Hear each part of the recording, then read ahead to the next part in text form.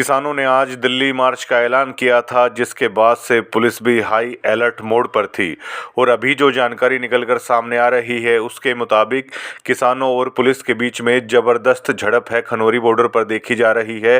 और फिलहाल की जानकारी तक 7 किसान हैं जो पुलिस के आंसू गैस के गोलों से वो घायल हो गए हैं। किसानों को रोकने के लिए प्रशासन की तरफ से भी जोरदार तैयारियां की गई हैं।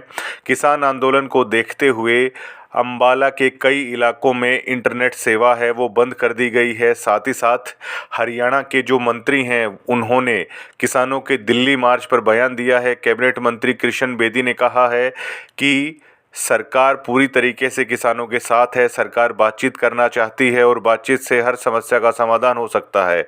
इसके अलावा राज्य मंत्री गौरव गौतम ने बयान दिया है कि हरियाणा के किसानों को आंदोलन करने की ज़रूरत नहीं है, क्योंकि हरियाणा 24 फसलों पर किसानों को एमएसपी दे रहा है। किसानों को पंजाब में आंदोलन करना चाहिए, हरियाणा के किसान परेशान नहीं है।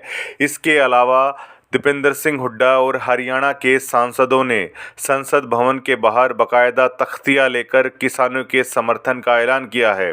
दीपेंद्र हुड्डा, सतपाल ब्रह्मचारी, जयप्रकाश और वरुण मुलाना के साथ अन्य सांसद भी हाथ में तख्तियां लेकर संसद भवन के बाहर किसानों के समर्थन में उन्होंने प्रदर्शन किया और कहा कि सरकार किसानों से बात करे, किसानों को एमएसपी की गारंटी दी जानी चाहिए।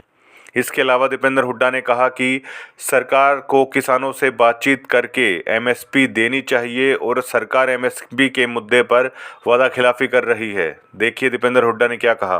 मामले को लेकर हाथों में तख्ती लेकर देखिए, आपको याद होगा जब किसान आंदोलन हुआ तो सरकार ने उस आंदोलन को समाप्त कराते हुए किसानों से कुछ वायदे किए थे। इसमें सबसे बड़ा वायदा था कि एमएसपी को कानूनी तवज्जो दी जाएगी, लेकिन उस तिथि के बाद बहुत लंबा समय बीत गया, सरकार ने अपना वायदा पूरा नहीं किया। किसान काफ़ी लंबे समय तक शंभू बॉर्डर तक पे पक्का मोर्चा ला के बैठने में मजबूर भी किसानों को किया गया। किसान तो जंतर मंतर आके अपना दिल्ली में प्रोटेस्ट करना चाह रहे थे, जैसे देश के तमाम वर्ग यहाँ दिल्ली में आकर प्रदर्शन करते हैं, लेकिन उनको वहीं रोका गया।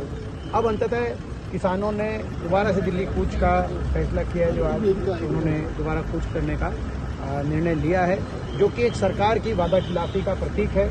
हमारी मांग है कि सरकार किसानों से बातचीत करे, सरकार किसानों से किए गए वायदों को पूरा करे और इस गतिरोध को समाप्त करे। 101 किसान है मात्र, बिना हथियार बिना किसी उसके आ रहे हैं, तो ऐसे में नहीं लगता कि भारत के लोग भारत में ही घूम नहीं पा रहे हैं? ये आप बताइए, क्या किसान यहाँ जंतर मंतर तक नहीं आ सकते जब बाकी सब आ सकते हैं? बाकी साहब देखिए जंतर मंतर पे कितने अलग अलग प्रदर्शन चल रहे हैं या धरने चल रहे हैं सरकार तक अपनी बात पहुँचाने के, और किसानों से ये अधिकार क्यों छीना जा रहा है कि सरकार को किसानों के प्रति ऐसे दुर्भाव किस सरकार के दिल में क्यों है, सरकार सोचे। संसद के भीतर